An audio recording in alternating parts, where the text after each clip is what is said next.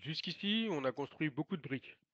On a compris comment les individus réagissaient pardon, au changement. On a vu pourquoi il pouvait y avoir des résistances. On a également vu les notions d'émotion, de peur, les pertes et ainsi de suite.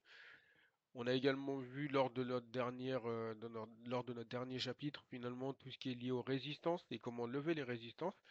Donc maintenant, globalement, nous avons les outils.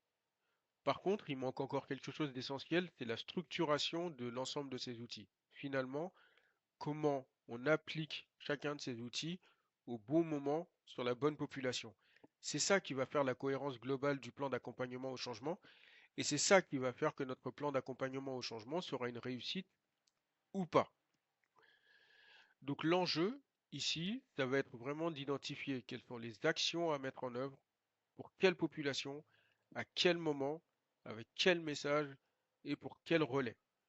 Transformer finalement tous les outils qu'on a vus en un plan d'accompagnement qui soit réaliste.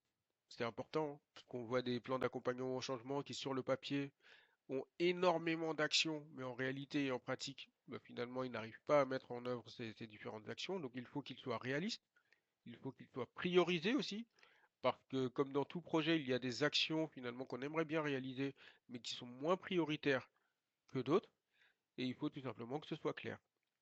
Parce qu'à la fin, l'idée, c'est pas juste de faire de la communication, c'est pas juste de faire uniquement de la formation, mais c'est vraiment d'avoir une approche qui est globale.